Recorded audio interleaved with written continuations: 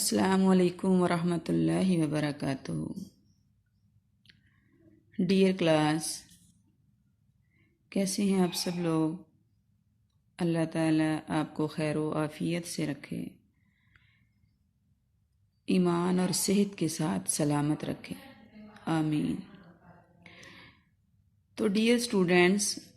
آج ہمارے پاس ہے حدیث نمبر 34۔ بسم اللہ الرحمن الرحیم۔ وعن ام کلثوم رضی اللہ تعالی عنہ، حضرت ام کلثوم رضی اللہ تعالی عنہ سے روایت ہے، قالت بیان کرتی ہیں، قالا فرمایا، رسول اللہ صلی اللہ علیہ وآلہ وسلم، رسول اللہ صلی اللہ علیہ وسلم نے فرمایا، لیس الکذاب، نہیں ہے جھوٹ، الذی، اس شخص کا، یصلح، جو صلح کراتا ہے، بین الناس، لوگوں کے درمیان، ویقول، اور کہتا ہے، خیراً، اچھی بات، وینمی، اور پہنچاتا ہے، خیرہ، بھلائی کی بات۔ آپ صلی اللہ علیہ وآلہ وسلم نے فرمایا، وہ شخص جھوٹا نہیں جو لوگوں کے درمیان صلح کروانے کے لیے امر واقعہ کو پوشیدہ رکھتا ہے اور خیر بھلائی کی بات دوسروں تک پہنچاتا ہے۔ اس حدیث کو امام بخاری اور امام مسلم نے اپنی صحیحین کے اندر روایت کیا ہے۔ ڈیئر اسٹوڈینٹس، حدیث مبارکہ کے اندر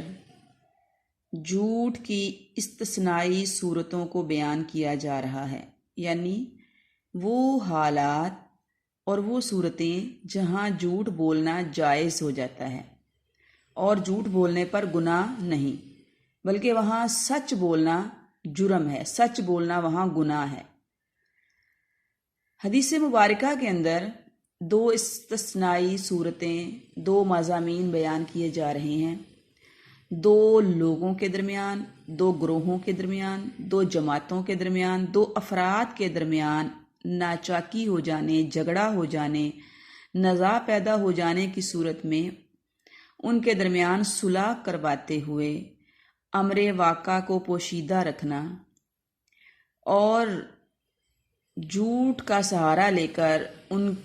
کے درمیان سے غلط فہمیوں کو، بدگمانیوں کو دور کرنے کی کوشش کرنا۔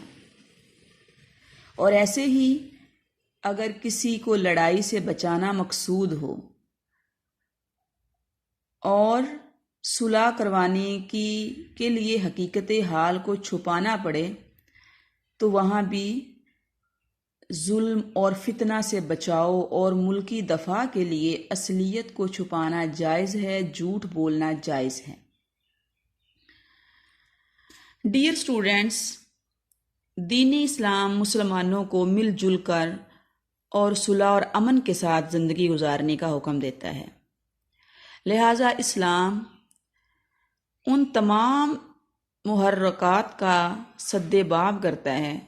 ان تمام چیزوں کو روکتا ہے جو لوگوں میں تفرقہ، جھگڑا اور انتشار پیدا کرنے کی وجہ ہوں۔ باہم ناراض لوگوں کو،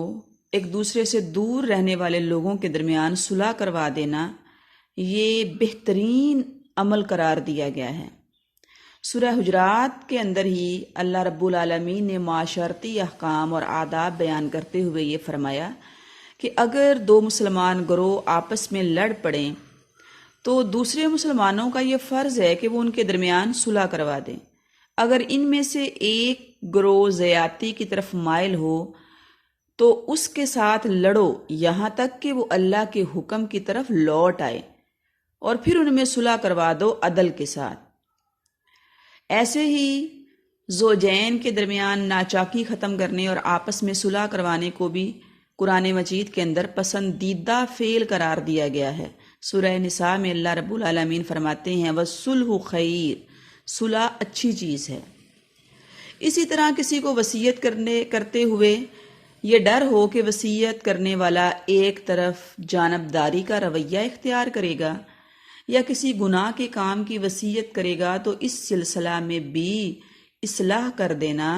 کوئی گناہ کی بات نہیں ہے۔ آپ صلی اللہ علیہ وسلم نے صلح کروا دینے کا اجر و ثواب نماز، روزے اور عبادات سے بھی زیادہ بیان کیا ہے۔ فرمایا، کیا میں تمہیں ایسی چیز نہ بتاؤں جس کا درجہ نماز، روزہ، صدقہ، خیرات کرنے سے بھی زیادہ ہے؟ صحابہ نے کہا، ضرور یا رسول اللہ صلی اللہ علیہ وآلہ وسلم، ارشاد فرمائیں۔ تو آپ صلی اللہ علیہ وآلہ وسلم نے فرمایا، اصلاح ذات البین، آپس میں صلح کرا دینا۔ پھر آپ صلی اللہ علیہ وآلہ وسلم نے فرمایا، ہر انسان کے ہر جوڑ پر صدقہ واجب ہے، روزانہ اپنے ہر جوڑ پر صدقہ کرنا واجب ہے۔ اور فرمایا، دو آدمیوں کے درمیان عدل و انصاف کے ساتھ صلح کرا دینا بھی صدقہ کے برابر ہے، اس کا ثواب بھی انسان کے نام اعمال میں صدقہ کے برابر لکھا جاتا ہے۔ بلکہ ایک حدیث میں آپ صلی اللہ علیہ وآلہ وسلم نے صلح کروانے کو بہت بڑا صدقہ قرار دیا ہے۔ آپ صلی اللہ علیہ وآلہ وسلم نے فرمایا، لوگوں میں صلح کروا دینا اللہ کو بہت پسند ہے۔ جو شخص لوگوں میں صلح کروا دے گا، اللہ اس کے ہر کام کو سنوار دے گا، اور اس سلسلہ میں اس کے ہر کلمہ کے بدلے ایک غلام آزاد کرنے کا ثواب دے گا، اور اس کے اگلے گناہوں کو معاف فرما دیں گے۔ لہٰذا یہ بات بالکل واضح ہوا ہے کہ جھوٹ اپنی اصل کے اعتبار سے حرام ہے، لیکن ظلم اور فتنہ سے بچاؤ، ملکی دفاع اور مسلمان بھائیوں کے درمیان، میاں بیوی کے درمیان مصالحت کرانے کی غرض سے، صلح کرانے کی نیت سے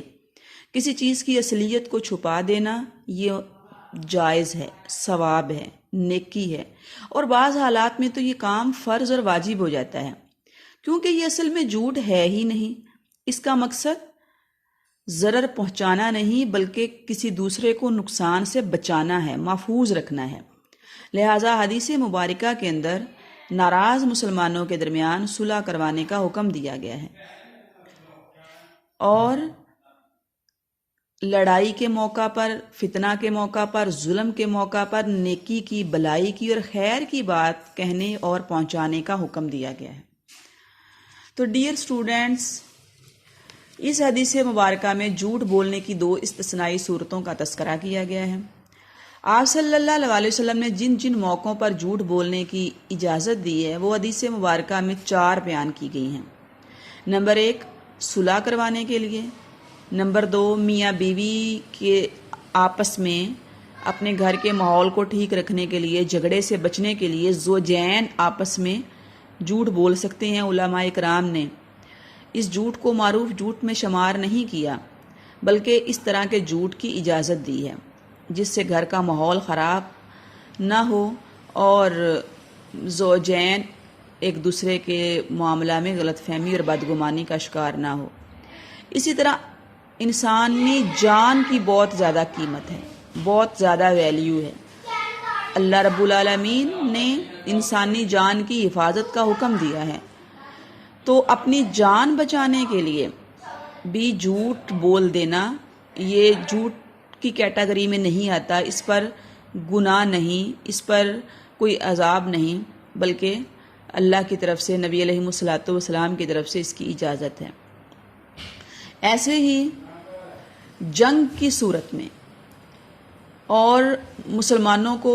دشمن سے بچانے کے لیے جنگی حالات کے اندر حکمت عملی اختیار کرتے ہوئے دشمن سے جھوٹ بولنا اور جنگ کے اندر امن و امان کے قائم کرنے کے لیے امر واقع کو چھپا لینا، پوشیدہ رکھنا، اس کی بھی اجازت دی گئی ہے۔ ان صورتوں کے علاوہ کہیں بھی جھوٹ بولنے کو جائز قرار نہیں دیا گیا۔ حضرت ابراہیم علیہ السلام کی بت شکنی کا واقعہ ہم سورہ انبیاء میں پڑھتے ہیں کہ جب ان کی قوم نے ان کو میلے پر جانے کے لیے کہا تو انہوں نے کہا میں بیمار ہوں۔ پھر انہوں نے قوم کے جانے کے بعد بت خانے میں داخل ہو کر تمام بتوں کو توڑ پھوڑ دیا اور کلہاڑا جو ہے وہ سب سے بڑے بت کے کندھے پر رکھ دیا۔ قوم جب میلے سے واپس آئی، دیکھا کہ ان کے معبود ٹوٹ پھوٹ کا شکار ہیں، تو انہوں نے کہا یقیناً یہ کام ابراہیم علیہ السلام نے کیا ہے کہ وہی ہمارے بتوں کو برا بھلا کہتا ہے۔ دوڑے ہوئے آپ علیہ السلام کے پاس آئے تو آپ نے کہا میں نے نہیں توڑا، بلکہ تم اس بڑے بت سے پوچھو، یقیناً یہ کام اس نے کیا ہوگا۔ تو وہ سب سر جھکا کر کہنے لگے آپ جانتے ہیں یہ بت تو بول نہیں سکتے۔ یوں حضرت ابراہیم علیہ السلام نے ان لوگوں کی زبانوں سے بتوں کی بے بسی کا اقرار کرایا، اور ایسا کروانے میں وہ کامیاب ہوئے، لہٰذا یہ منطقی اور حکیمانہ انداز میں بتوں کی بے بسی کا اظہار کروانا تھا، یہ آپ نے جھوٹ نہیں بولا۔ ان معبودوں کو ماننے والوں کی زبانوں سے ہی ان کی بے بسی کا اظہار کروایا۔ دو اشخاص یا دو گروہوں کے درمیان مصالحت اس وقت تک ممکن ہی نہیں ہے، صلح کروانا اس وقت تک پاسبل ہی نہیں ہے جب تک دونوں کی باتیں سن کر ان کو پوشیدہ نہ رکھا جائے۔ ظاہر ہے دو مسلمان جب آپس میں جھگڑ پڑیں تو وہ غصے میں ہوتے ہیں، ایک دوسرے سے ناراض ہوتے ہیں، ایک دوسرے کے ساتھ وہ بہت زیادہ ایک دوسرے کے خلاف باتیں کر رہے ہوتے ہیں۔ اگر ایک کی باتیں سن کر ویسے ہی سچ دوسرے کو بتا دی جائیں تو اس کے دل میں اپنے ناراض مسلمان بہن بھائی کے لیے مزید نفرت پیدا ہوگی، مزید دوری آئے گی، مزید وہ اس کے خلاف بدگمان ہوگا۔ تو ایسی صورت میں دونوں کے درمیان صلح کا ہونا بہت مشکل بلکہ ناممکن ہو جاتا ہے۔ صلح تبھی ممکن ہے جب آپ دو ناراض گروہوں، دو ناراض لوگوں کی باتوں کو سن کر ان کو پوشیدہ رکھیں، مخفی رکھیں، اور امر واقع کے خلاف جا کر اس طرح بات کریں کہ وہ آپ کو ملنا چاہتا ہے، وہ تو آپ کے لیے اچھا گمان رکھتا ہے، وہ تو آپ کے لیے اپنے دل میں محبت رکھتا ہے، وہ آپ کے بغیر اداس ہے، وہ آپ سے دور ہو کر بے چین ہے۔ جب آپ اس طرح کی باتیں کسی ناراض پرسن کے سامنے جا کر کریں گے تو یقیناً اس کے دل میں اپنے ناراض مسلمان بہن بھائی کے لیے جذبہ محبت پیدا ہوگا، وہ اس کے لیے اچھا سوچے گا، اس کے دل میں اس کے لیے اچھا گمان آئے گا، یوں نفرت، کدورت، رنجش ختم ہوگی، اور دونوں کے درمیان صلح ہونے کے چانسز اور ایک دوسرے کے قریب آنے کے جو مواقع ہیں وہ پیدا ہو جائیں گے۔ لہٰذا ظالم کے ظلم اور فتنہ سے بچاؤ کے لیے بھی اصلیت کو چھپانا ضروری ہے، ملکی دفاع کی غرض سے ملکی رازوں کو چھپانا ضروری ہے، اسی طرح ناراض لوگوں کی باتوں کو ایک دوسرے سے چھپانا، ان دونوں تک پہنچانا یہ بھی ضروری ہے۔ لہٰذا نہ یہ گناہ ہے اور نہ ہی اصل میں یہ جھوٹ ہے، بلکہ مصلحت آمیز جھوٹ، ایسا جھوٹ جس سے صلح کروانا، فتنہ، فساد اور ظلم کو ختم کرنا مقصود ہو، وہ فتنہ پیدا کرنے والی سچائی سے بہتر ہوتا ہے۔ تو ڈیئر کلاس، حدیث مبارکہ سے ہم اس نتیجہ پر پہنچے ہیں کہ ہمیں یہ کوشش کرنی چاہیے، اگر کہیں مسلمانوں کے درمیان ناچاکی کا، ناراضگی کا سلسلہ چل پڑا ہے، لڑائی اور جھگڑے کی صورتحال پیدا ہو گئی ہے، تو ہم جلتی پر تیل کا کام نہ کریں، ان کو مزید آپس میں دور کرنے کی کوشش نہ کریں، بلکہ اس ماحول، ناراضگی والے، ناچاکی والے، جھگڑے والے ماحول کو ختم کرتے ہوئے ایک مخلص مسلمان کا کردار ادا کریں، اور اگر ایسے موقعوں پر جھوٹ کا بھی سہارا لینا پڑے تو اس کو بھی عین نیکی سمجھتے ہوئے جلد از جلد ناراض لوگوں کے درمیان صلح کروانے کی کوشش کریں۔ اللہ رب العالمین ہمیں مل جل کر امن و سکون کے ساتھ رہنے کی توفیق عطا فرمائے، ہمیں مسلمانوں کے لیے اپنے دل میں محبت اور اخوت کے جذبہ کو پیدا کرنے کی توفیق عطا فرمائے، اور اللہ رب العالمین ہمیں صحیح معنوں میں اسلامی تعلیمات کو اختیار کرتے ہوئے اپنی معاشرتی اقدار کو حاصل کرنے کی توفیق عطا فرمائے۔ وما توفیق الا باللہ، علیہ توکلت و الیہ انیب۔